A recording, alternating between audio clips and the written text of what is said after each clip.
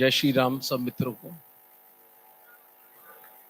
भूत कैसा है, भूत का हमको पता ही नहीं है।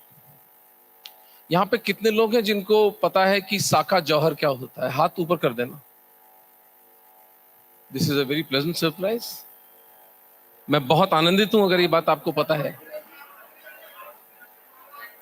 साका जौहर, मैं आपको एक यात्रा पर लेके चलता हूं अगले 5-7 मिनट में। जब राजस्थान में मुसलमान हिंदुओं के किलों को घेर लेते थे और जब रसद और पानी सप्लाई खत्म हो जाती थी, 6-8 महीने साल भर निकल जाता था, तो जो राजस्थान के हिंदू योद्धा थे, इन्होंने एक अकल्पनीय कार्य किया जिसके बारे में अगर आधे हिंदू जो यहां पर जागृत हिंदू हैं उनको नहीं पता है तो उन्हें पता होना चाहिए। दुर्ग के स्वामी दुर्ग के पुरुषों को बुलाकर कहते, तुफैल भैया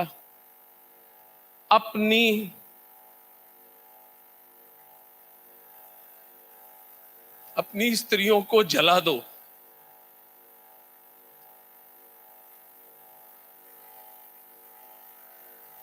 अपनी बूढ़ी मां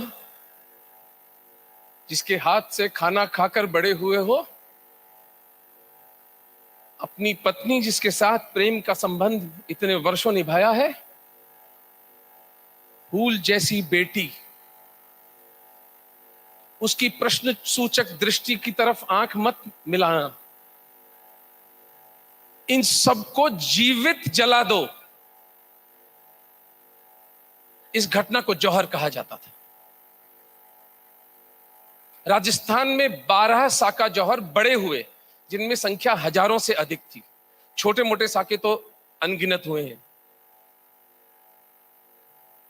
25 फरवरी 1568 को तीसरा साका राजस्थान के अंदर चित्तौड़गढ़ में घटा, जिसके अंदर 10,000 स्त्रियां 10 वर्ष से छोटे छोटे बच्चों को अपने शरीर के बांधकर जीवित जल गईं। और दुर्ग के पुरुष अपनी स्त्रियों को राख होते देखने के बाद उस राख को अपने शरीर पर मलकर अगले दिन सुबह दुर्ग का द्वार खोलकर मुसलमानों से युद्ध करने चले गए और अपने से 4 गुना बड़ी सेना के अंदर जितने मुसलमानों को मार सकते थे मार डाला। उसके बाद वीर गति को प्राप्त हो गए। इसे साका कहा जाता है। मैंने पुस्तक लिखी है, अभी 2 वर्ष से लिख रहा था। अभी 6 महीने पहले पुस्तक रिलीज हुई है, महाराणाज अ 1000 ईयर वॉर फॉर धर्म, 1 सहस्त्र वर्षों का धर्म युद्ध। मेरी पूरी चेतना, मेरा पूरा चिंतन, मेरा पूरा मनन और मेरे मित्रों से, बड़े बड़े मित्रों से सलाह परामर्श लेने के पश्चात भी मैं आज तक इस निष्कर्ष पर नहीं पहुंच पाया कि वो क्या भाव दशा थी जिसमें 10,000 स्त्रियां अग्नि में जीवित स्नान करती हैं। ये वीडियो देखिए 2 मिनट का और शायद हमें कुछ उत्तर मिल सके। साका जौहर का वीडियो, भाई वीडियो मैसेज बाद में फॉरवर्ड कर लेना।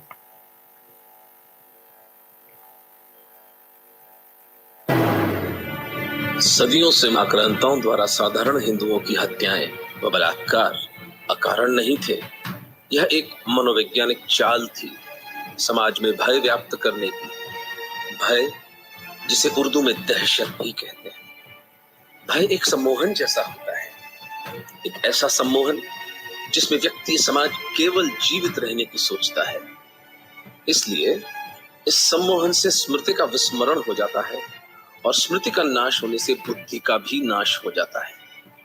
और बुद्धि नाश के बाद मनुष्य को पशु की भांति दासत्व में जकड़ा जाना अत्यंत सरल है। दहशत का सम्मोहन केवल एक उच्चतर सत्ता के आह्वान से ही तोड़ा जा सकता है, और वह सत्ता है दासता के विरोध में आत्मोत्सर्ग का संकल्प। जो व्यक्ति यह समाज स्वतंत्र रहने के लिए स्वयं की बलि देने को स्वीकार कर लेगा, वह भय से मुक्त हो जाएगा। उसकी चेतना भौतिक जगत के नियमों का अतिक्रमण करके मुक्त हो जाएगी। मृत्यु ऐसे समाज के लिए बच्चों का खेल बनकर रह जाएगी। यही घटना साका जौहर का मूल आध्यात्मिक आधार थी।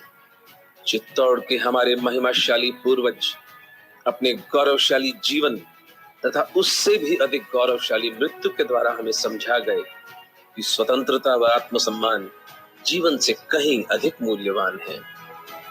यह पुस्तक साका जौहर को आपके लिए एक जीवंत अनुभव बना देगी, जिससे कि आप भी शौर्य के उस शिखर का दर्शन कर सके। हर हर महादेव।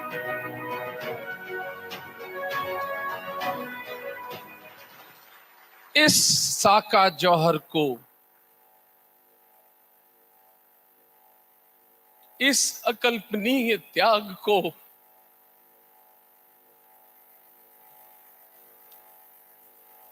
मेरे पुरखों के जीवित राख होने की प्रक्रिया को इस देश के मक्कार आत्मा विहीन इतिहासकारों ने सती का दर्जा दिया। किसी ने इनसे नहीं पूछा। इतनी भयानक यातनाएं, as a doctor I can tell you, अगर पॉइजनिंग से या बिहेडिंग से डेथ होती है तो पेशेंट को पेन फील नहीं होता है। अग्नि में जलना, it takes good 6-7 minutes before the cells swell up, the arteries and the veins would burst and the person would die. On the theory of relativity, these 7-8 minutes would be something like 7 or 8 janmas. ये यातनाएं भुगतने वाले हमारे पूर्वजों को, राजपूतों के नेतृत्व में जो ये साका जौहर घटा, उन राजपूतों को इस देश के मक्कार इतिहासकारों ने भगोड़ा।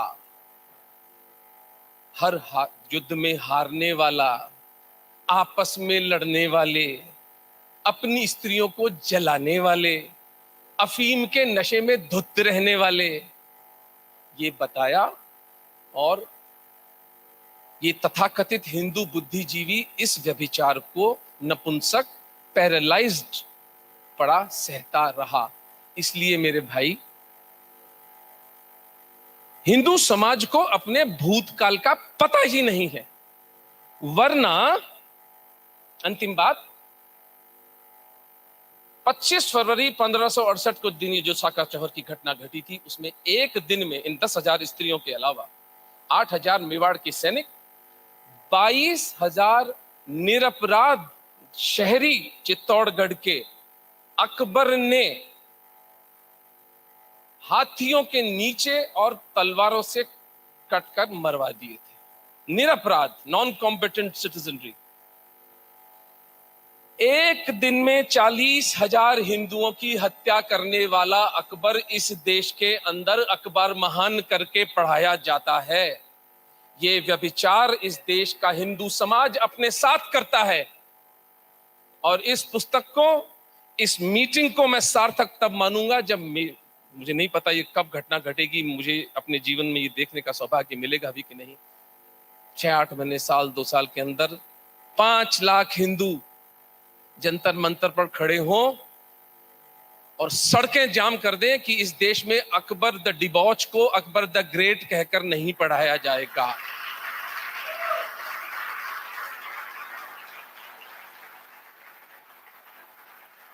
उससे कुछ बेकार नहीं है। जानिए, आनंद कह रहे थे 800 वर्ष और 1100 वर्ष, पूरे 1000 वर्षों तक 8वीं शताब्दी में महाराणा बप्पा रावल से लेकर महाराणा